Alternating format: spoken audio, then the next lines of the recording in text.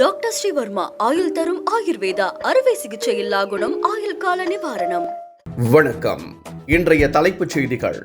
பரபரப்பான அரசியல் சூழ்நிலையில் தமிழக சட்டப்பேரவை இன்று கூடுகிறது. வருடத்தின் முதல் கூட்டம் என்பதால் ஆளுநர் உரை. தமிழகம் முழுவதும் சத்துணவு ஊழியர்கள் இன்று போராட்டம். காலமுறை ஊதியம், பணிக்கொடை உள்ளிட்ட திமுக அளித்த வாக்குறுதியை நிறைவேற்ற வலியுறுத்தல். 41 பேர் உயிரிழக்க காரணமான கரூர் சம்பவம் தொடர்பாக நடிகர் விஜயிடம் சிபிஐ 2வது கட்ட விசாரணை. நீண்ட நேர விசாரணைக்கு பிறகு தனி விமானம் மூலம் சென்னை திரும்பினார் விஜய். பாஜகவின் புதிய தேசிய தலைவராக நிதின் நபீன் ஒருமனதாக தேர்வு. இன்று பதவியேற்பு. 45 வயதான நிதின் இளம் வயது பாஜக தலைவராகிறார். அஜந்தா எல்லோரா சர்வதேச திரைப்பட விழாவில் இளையராஜாவிற்கு வழங்கப்படும் உயரிய பத்மபாணி விருது.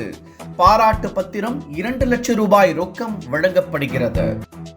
இனி விரிவான செய்திகள். சத்துணவு ஊழியர்கள் இன்று முதல் தொடர் வேலை நிறுத்த போராட்டத்தில் ஈடுபட போவதாக அறிவித்துள்ளனர். காலமுறை ஊதியம், பணி கொடை உள்ளிட்ட திமுகவின் வாக்குறுதிகளை நிறைவேற்ற கோரி இந்த போராட்டத்தை அறிவித்துள்ளனர். சென்னை தலைமை செயலகத்தில் சமூக நலத்துறை இயக்குநருடன் நடைபெற்ற பேச்சுவார்த்தையில் உடன்பாடு எட்டப்படாததால் இந்த போராட்டத்தை அவர்கள் அறிவித்துள்ளனர்.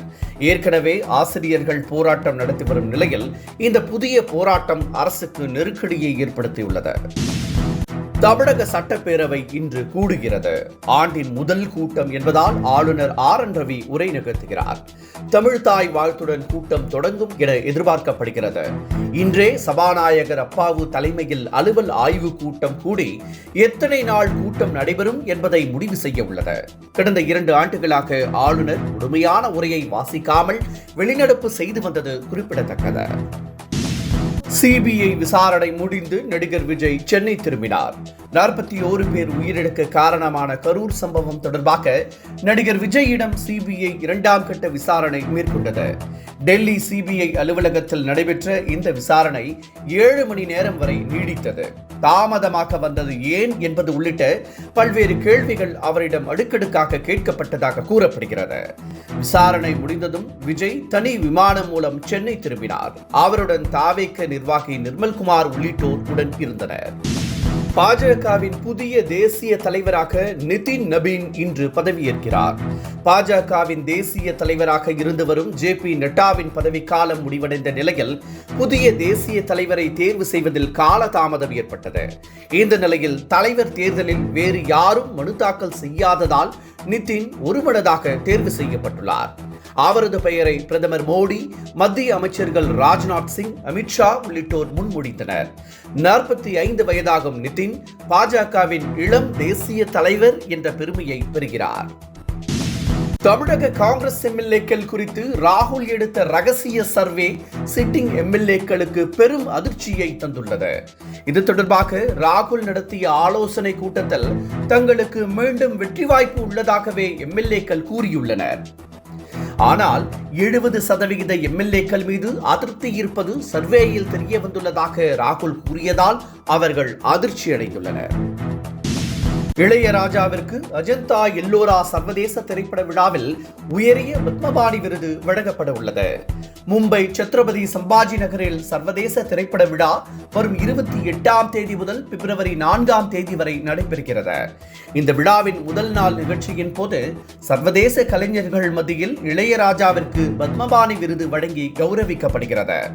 இந்த விருதுடன் பாராட்டு பத்திரம், 2 லட்சம் ரூபாய் ரொக்கம் உள்ளிட்டவை வழங்கப்பட உள்ளது.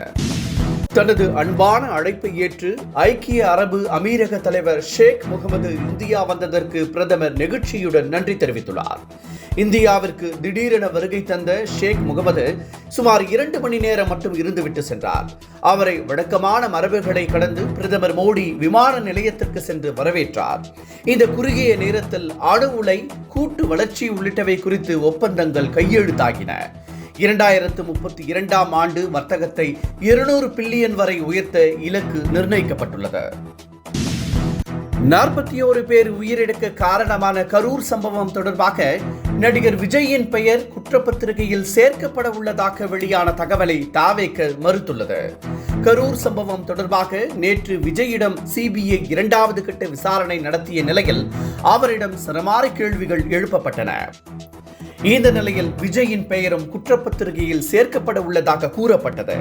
இந்த தகவல் பொய்யானது என தாவேக நிர்வாகி நிர்மல்குமார் மறுத்துள்ளார். இதனிடையே சிபிஐ வளையத்தில் இருந்து வெளியே வரவும் மீண்டும் ஆஜராவதை தவிர்க்கவும் விஜய் சட்ட வல்லுநருடன் ஆலோசனை நடத்தி வருவதாகவும் கூறப்படுகிறது. என்றும் உங்களுடன் மை இந்தியா முக்கிய செய்திகளை உடனுக்குடன் தெரிந்து கொள்ள சப்ஸ்கிரைப் பண்ணுங்க, பெல் பட்டனை பிரஸ் பண்ணுங்க. என்றும் உங்களுடன் மை இந்தியா. டாக்டர் ஸ்ரீவர்மா ஆயுள் தரும் ஆயுர்வேதா அறுவை சிகிச்சை இல்லா குணம் ஆயுள் கால நிவாரணம். Branch express courier private limited. Domestic international cargo. உங்கள் இல்லம் தேடி வந்து கொரியர் புக்கிங் டெலிவரி செய்து தரப்படும்.